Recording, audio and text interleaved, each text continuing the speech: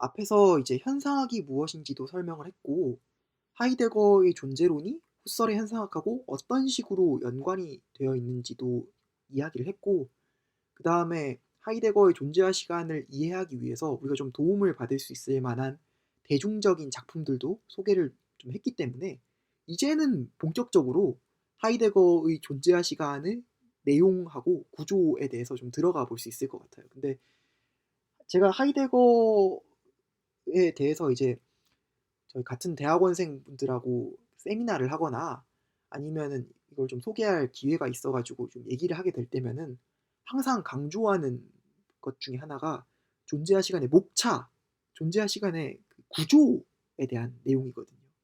이게 왜 이걸 강조하냐면은 그 대학에서 칸트를 전공해 보신 분들은 공감이 되실 내용인데, 그 칸트 순수이성 비판을 처음 공부할 때 제일 먼저 하는 작업 중에 하나가 뭐냐면은 순수이성 비판의 목차를 외우는 일이에요.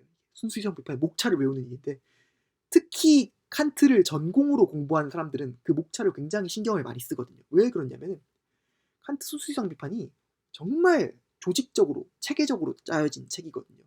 그래서 칸트를 전공하는 사람들은 그 책에서 어떤 특정한 아이디어들, 특정한 내용들을 뽑아내서 이게 칸트를 다루는 것도 물론 많이 하긴 하지만, 그 내용들이 어떤 식으로 서로 관련을 맺고 있는지에 굉장히 신경을 많이 써요. 그래서 이제 순수이성 비판의 목차를 바탕으로 해서 각각의 내용들을 이제 배치하는 작업들, 그리고 그 배치된 내용들이 어떻게 관계 맺고 있는지를 이제 살펴보는 작업들을 굉장히 주의 깊게 하는데, 그러다 보니까 이제 머릿속에 항상 그게 목차가 들어가 있는 거죠. 그래서 순수이성 비판은 처음에는 초월적 감성학이 나오고, 그 다음엔 초월적 논리학이 나오고, 그 다음에 초월적 변증학이 나오고, 뭐 이 감성학에서는 시간하고 공간이 다뤄지고, 그 다음에 그 논리학에서는 범주가 나오고, 통각이 나오고, 변증학에서는 뭐 이성의 오류추리가 나오고, 뭐 그 이율 배반들이 나오고, 요런 그 내용 구조가 항상 머릿속에 들어가 있어요. 그래서 그걸 바탕으로 해서 순수이성 비판이라는 책을 읽어내려고 하거든요. 근데 사실 하이데거의 존재와 시간이라는 책도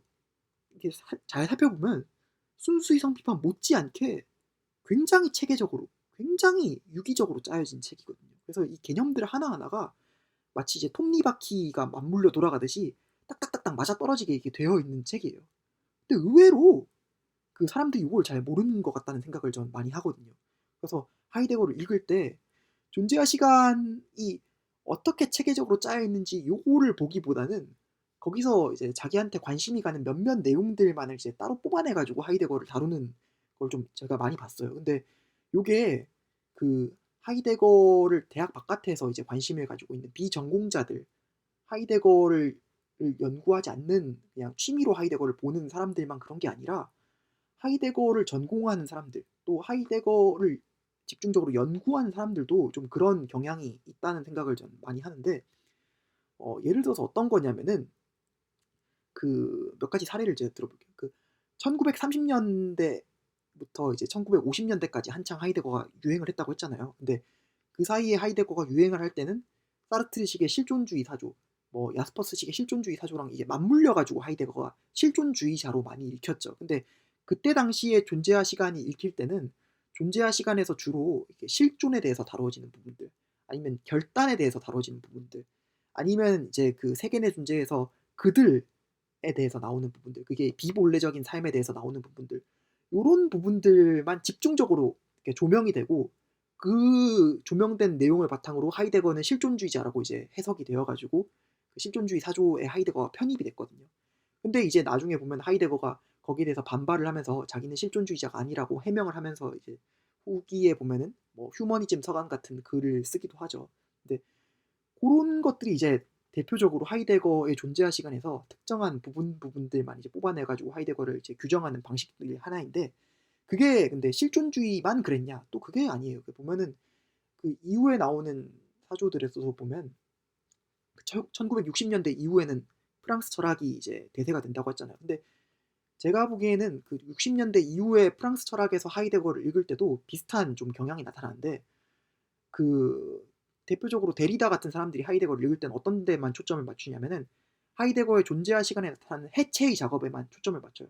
그러니까 우리가 알고 있는 데리다의 해체주의가 사실 데리다가 처음 고안해낸 개념이 아니라 하이데거가 존재할 시간 서론 부분에서 디스트럭션이라고 이제 해체라고 주장한 내용을 가지고서 데리다가 이제 자기 방식대로 가져와서 이제 디컨스트럭션이라는 개념으로 가져와서 쓴 게 이제 해체주의가 되는 거거든요. 근데 이게 어떤 내용이냐면은 하이데거는 이제 존재와 시간에서 현존재 분석론을 통해서 그 우리의 평균적 일상성 속에서 존재가 어떻게 망각되어 있는지를 폭로를 하려고 해요.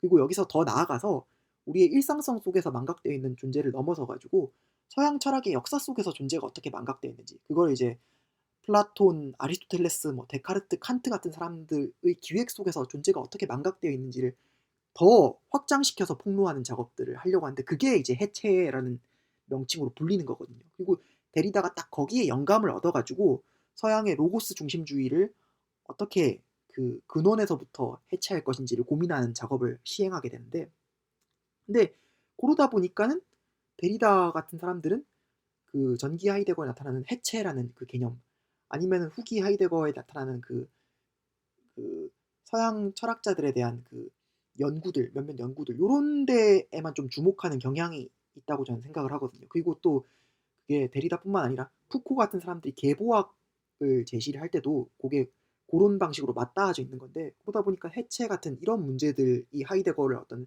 해석하는 어떤 중심적인 키워드가 된 게 아닌가라고 저는 바라보거든요. 근데 그게 또 프랑스 철학만 그랬냐? 이후에 보면은 이제 하이데거가 미국 철학자들에 의해서 많은 관심의 대상이 돼요. 그래서 로티 같은 사람들이 하이데거에 주목을 하게 되고 그게 미국의 실용주의적인 관점으로 이제 하이데거가 여러 가지 방식으로 독해가 되는데 그때 이제 대표적인 철학자들이 리처드 로티, 그다음에 허버트 드레이퍼스, 아니면은 뭐 허그런드, 아니면 그 브랜덤 같은 사람들이 이제 하이데거를 읽을 때 그게 실용주의적인 관점에서 하이데거의 그 존재와 시간 제1부에 나타나는 세견의 존재라는 그 부분에만 또 포커스를 또 맞추거든요. 그래가지고 뭐 손안의 존재, 눈앞의 존재 뭐 이런 개념들에서 이게 어떻게 미국식의 실용주의 사조와 맞닿아 있는지를 그 분석을 하는 작업들이 있는데 그래서 미국 쪽에서 하이데거를 연구한 대표적인 학자 중에 한 명이 드레이퍼스라는 학자거든요. 허버트 드레이퍼스가 대표적인 하이데거 연구가로 잘 알려져 있는데 그 드레이퍼스가 쓴 책의 제목이 Being in the World, 세계의 존재거든요. 그러니까 그런 실용주의적인 관점에서 하이데거를 읽는 사람들은 그런 부분에만 또 초점을 맞추는 경향이 있다는 거죠. 근데 그러다 보니까 이제 요런 개별 연구들이 주로 하이데거의 존재와 시간의 전체 내용을 보기보다는 자기들이 어떤 관심을 가지는 특정한 부분을 가지고서 하이데거를 독해하는 경향이 있는데 이게 물론 나쁜 건 아니에요. 저는 이게 장려돼야 되는 경향이라고 생각을 하고 이게 또 여러 가지 긍정적인 측면들을 많이 가지고 있고 한데 그런데 이제 좀 아쉬운 게 그런 거죠. 이게 그 각각의 아이디어들도 좋지만 하이데거가 그 아이디어들을 이렇게 연결을 시켜가지고 하나의 존재와 시간이라는 체계로 편찬을 했을 때는 그것들 사이의 유기적인 관계가 되게 중요하거든요. 그리고 이 유기적인 관계 전체를 이해를 할 때야 그 함의가 풍부하게 드러날 수가 있는 거고 그래야 이제 하이데거의 전기 사상의 전체적인 면모가 조망이 되고 그게 또 그 전기 사상이 어떤 면에서 한계를 지니고 있는지 그래서 후기 사상은 어떤 점에서 그걸 또 극복했는지가 예, 보일 수 있는 건데 사람들이 이제 그 하이데거에 대해서 주로 얘기를 하거나 다룰 때 그런 전체적인 면모를 보기보다는 그 특정한 부분에만 주목하다 보니까 좀 이제 하이데거 연구가 파편화되는 경향이 있는 것 같아서 저는 항상 좀 아쉬운 마음이 있어요.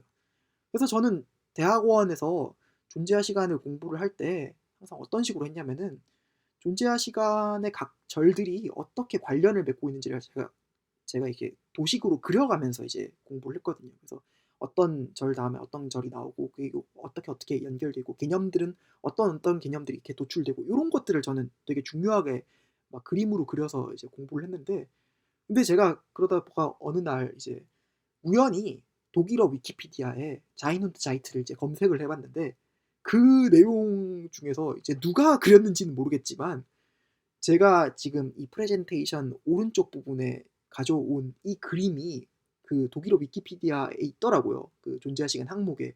근데 요게 제가 이전에 그렸던 그 존재와 시간에 대한 도표랑 이제 대응시켜서 보니까 요게 진짜 좋은 도표더라고요.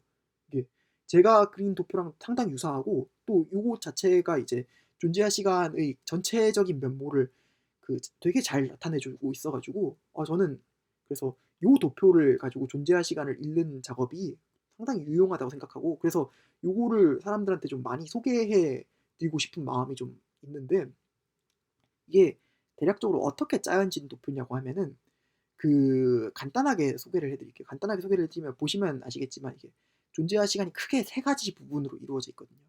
그리고 마지막에 가서 나오는 그 시간성에 대한 분석도 결국엔 보면은 세 가지 탈자태들의 그 시간화가 시간성이라는 게 존재와 시간의 결론 부분의 내용 중에 하나예요. 그래서 이 세 가지 구조를 잘 이해하는 게 되게 중요한데, 크게 얘기하자면은 처음에 서론 부분에서는 하이데거가 자기 논의가 전개되기 위한 몇 가지 중요한 개념들을 소개를 해요. 그래서 존재적, 존재론적, 실존적, 실존론적 이런 개념들이 구분이 되고, 그다음에 자기의 작업이 어떤 점에서 현상의 작업인가가 대략적으로 소개가 되고, 그리고 요 작업을 통해 서양 철학을 해체하는 과제가 이루어져야 된다라고 이제 얘기가 나오면서 2부가 암시가 되는 그런 내용이 있거든요.